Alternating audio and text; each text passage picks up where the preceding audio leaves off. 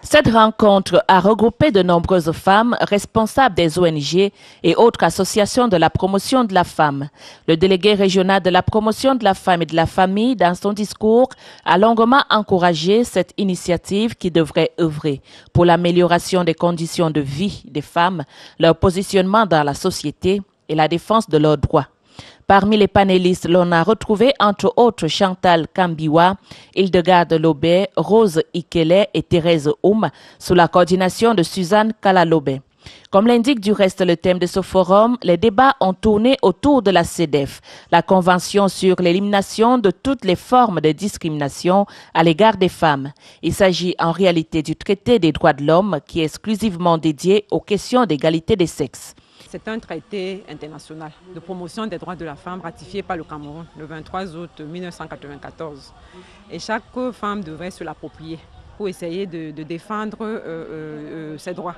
Ce forum, qui rentre dans le cadre des activités de femmes interface Nord-Sud, présente de multiples enjeux, parmi lesquels un enjeu scientifique. Il devra servir de cadre d'expérimentation pour la présidente fondatrice Martine Ngonyembe Wisman dans le cadre de ses recherches.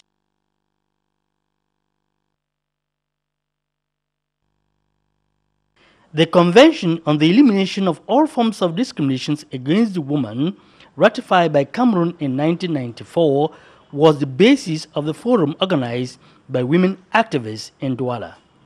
Adopted on December 18, 1979, women in the economic capital thought it was time to table this for discussion as one of the fundamental rights of man recognized by the United Nations.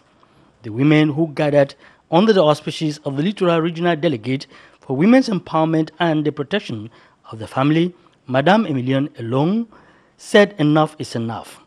Women opinion leaders wanted first of all to break the spiral of silence and to propose solutions to women's problems at the national level.